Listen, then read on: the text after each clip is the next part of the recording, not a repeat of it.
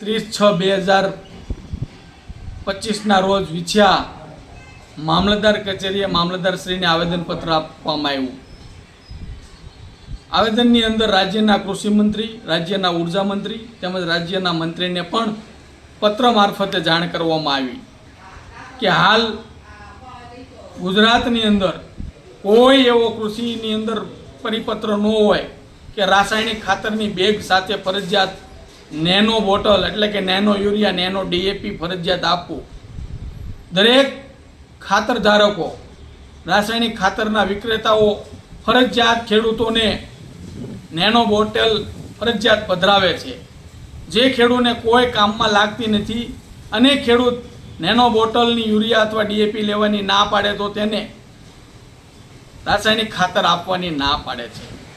તો યુદ્ધના ધોરણે આવો કોઈ પરિપત્ર ન હોય તો દરેક રાસાયણિક ખાતર ધારકોને તાકીદ કરવામાં આવે કે કોઈ પરિપત્ર ન હોય તેમ છતાં ધરાહાર નેનો યુરિયા બોટલ કે નેનો ની બોટલ ખેડૂતોને પધરાવવામાં ન આવે।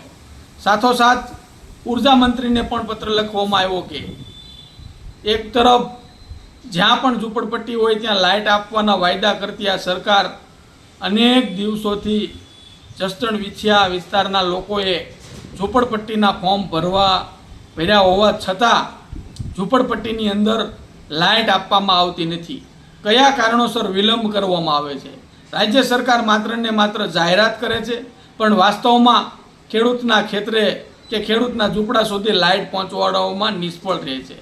સાથોસાથ વિછિયા તેમજ જસદણ વિસ્તારના ચોમાસા દરમિયાન પ્રી મોન્સૂન પીજીવીસીએલ વિભાગ દ્વારા, ઇલેક્ટ્રિક વિભાગ દ્વારા જે કામગીરી કરવાની હોય, રિપેરિંગની કામગીરી, હાલ અત્યારે વરસાદના 2 છાંટા પડતાની સાથે જ અનેક ખેડૂતોના કનેક્શન એટલે કે ખેડૂતના ફીડરો બંધ થઈ જાય।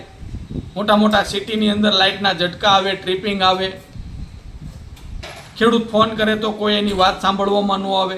4-5 દિવસ ગામડાની અંદર લાઇટ ન આવે, શહેરની અંદર અવારનવાર ઝટકા આવે। તો યુદ્ધના ધોરણે દરેક પ્રકારની પીજીવીસીએલની જે બેદરકારી હોય તેને તાકીદ કરી, રિપેરિંગ કરી અને રાબેતા મુજબ લાઇટ વાડી, ખેતર અને ગ્રામ્યની અંદર ને શહેરની અંદર આપવામાં આવે અને ફરજિયાતપણે જે રાસાયણિક ખાતર ધારકો ફરજિયાત નેનો બોટલ ખેડૂતોને પધરાવે છે તે બંધ કરવામાં આવે। અન્યથા ખેડૂતો અને પછાત વર્ગના લોકોને સાથે રાખી આગામી દિવસોની અંદર જલદ આંદોલન કરવામાં આવશે।